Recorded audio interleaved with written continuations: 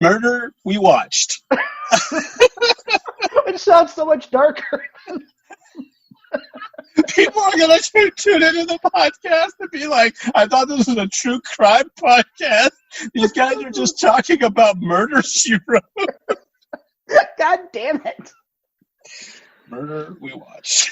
I've never actually seen an episode of I haven't either. That's why I was talking to my wife about this earlier, and I was like, wouldn't that be fun? And she was like, yeah. I was like, what? We should do a Murder, She Wrote podcast. I was like, 'cause I've never seen that show. And because she likes murder shows and stuff like that. But you know, real ones that are like, this is how they died with this, and this. Not Angela Lansbury being like, oh, yeah, I don't know. I never watched Murder, She Wrote. Yeah. Perhaps it was like that generation CSI, and I just missed out on a gem. Maybe. Missed out on a dime of a show. So all right. So other podcasts. Okay. What if we did one? Okay. So true crime podcasts are big, but I don't know that anybody's really cracked the paranormal market for podcasting. Okay. You know, the unsolved mysteries, if you will. Mm-hmm. So I thought that maybe we could do a show, you know, we're still basically homebound because of coronavirus, where every episode we detail a different murder that took place in our house. Oh. So every week somebody else in the long history, this house has been standing that I live in for 5 years. So in 5 years, lots of people have been murdered in that house is what you're telling me? Exactly. What do you propose to call the show? Run for long enough, yeah. Yeah, if it needs to be, sure. I'll up those numbers. Okay, my house has been around since 1954, so I think we got a gold mine here. That's true. This is at like at least like two to three murders a year could have taken place here. Right next to the police station and right next to the police station and the longest running hospital in Arlington. So many murders happened right Oh, so ironic. They died gasping with inside of the hospital. Yeah, you know, it's unfortunate for them. But I got just use that narration over and over again on every episode. They do. Look, I reuse stuff all the time in podcasts. So yeah, audio is audio to me. So yeah, I'll automate that. It'll just be in the show. They died with inside of the hospital. Like in every episode, they almost get away, and then we just go to the pre-scripted bit. Honestly, if you just walk outside my door, you see the hospital, so you die.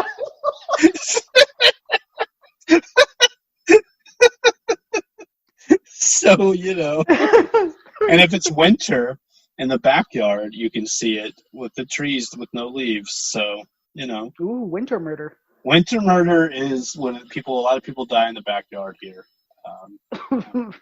Trying to get your Mustang grapes. Not realizing that they're out of season. Right, yeah. You know, some poor misguided souls have met their ends here searching for those Mustang grapes. Dumbass grape rustlers. Yeah, you know, Grape Rustler is a good name for my solo album that I'm working on. It could also be another show we do where we just like Grape Rustler. Different grapes every week. Like sometimes from a grocery store, but maybe we go to a vineyard every now and then. The episode is literally me and you in a grocery store going, shut up. I got four. Go. And we fall down running out of the store and squish the grapes. For 4 grapes that we stole.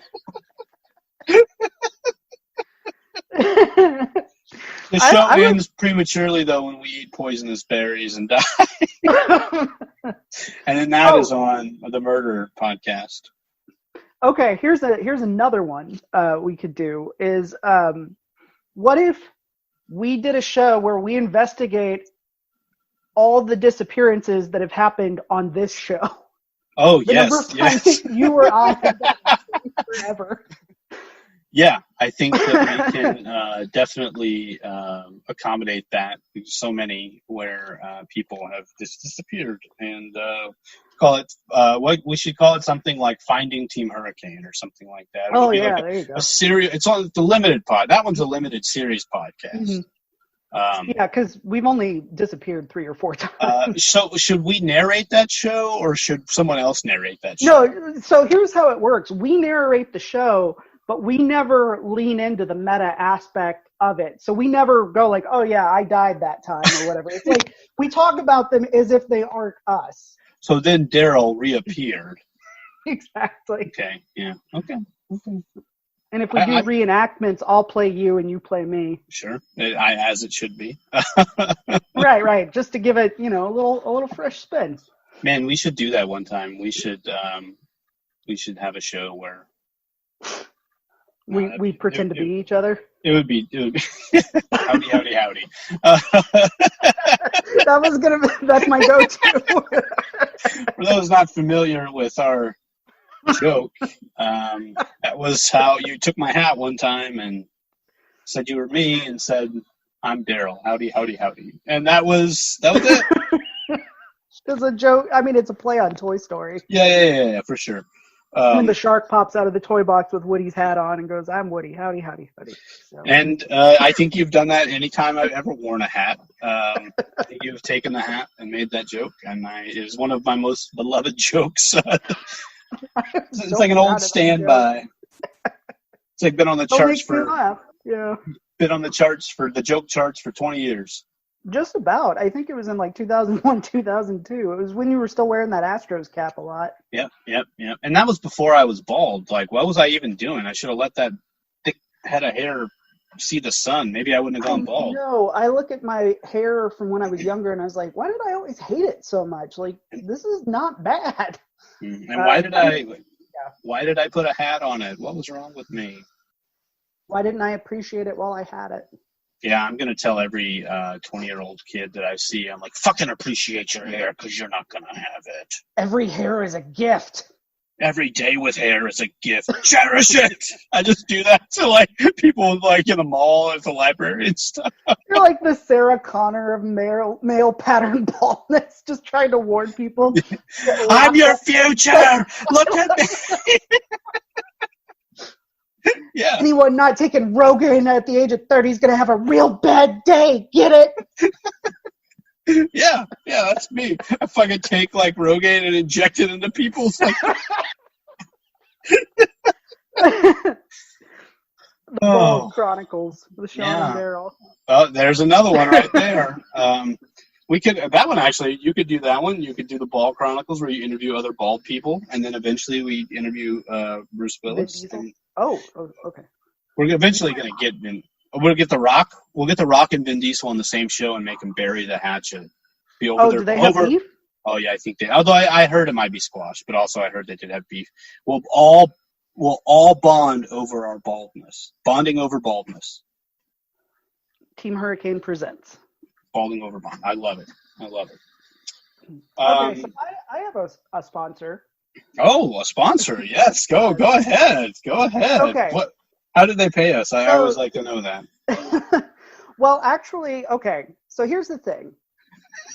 It's my business. Oh, okay. I'm opening a business. Did you just decide this now? No. I've been, it's been in the works for a while. I just didn't talk about it, all the NDAs and everything. Sure. That's weird. You're opening your business. You have NDAs, but go ahead. You'll understand why momentarily. Okay. Okay. It's a restaurant. It's a tapas restaurant. Tapas. It's Hellraiser themed. It's called Sino Bites. We have such food to feed you is the tagline. Okay. All right. So the waiters are all dressed like Cenobites. Oh, sure. So you've got like, it's kind of like an S&M club where you could take your parents. Can you get chicken fingers here? No. It's tapas, so it's. Oh, that's only tapas. Yeah, it's a tapas joint. Okay. I'm sorry, you did say that. My bad. Bites, not Sino meals. Okay. Okay, I apologize. I know this is your dream. I apologize. This is my baby. I know. Clive Barker and I have been working on this together for 10 years. 10 years? Started right after I got married, Clive Barker and I started talking. How did you meet while I Clive was driving Barker? to my honeymoon. What? How did you meet Clive Barker? Oh, it's a family business. So we're related because of some, something got over the fence in America a few, generations back. So did you do the answer 10 years ago, the ancestry test wasn't a thing. I guess this is an open secret. And then. Yeah, exactly. Okay. An open. I got published. That's wow. Nepotism. Whoa. Yeah. You're blowing the lid off things here. Yeah, I know. This is my tell-all. That's another one. We should actually do that one. It's a tell-all. We should write our biographies and tell everything about our lives on each episode. Like each episode is a different version of our start lives. to finish. Start to finish. I was born in 1903. On the way over to America. I was on the boat. I was a boat baby. I was a boat baby. I was born in the middle of the Atlantic Ocean. I had no. And that's home. why my mother named me Atlantis. I mean, Daryl Smith Jr. I'm sorry. I forgot it's supposed to be your biography. I'm not in any way intoxicated right now. They nicknamed me Atlantis. See, it's fine. We could have fixed it. Nickname Atlantis. Yes, nickname Atlantis is the name of the book. Not codename, nickname. Yeah, codename. Like a Disney Plus show for kids. Codename Atlantis. Disney, if you're listening, we'll definitely we'll write that for you.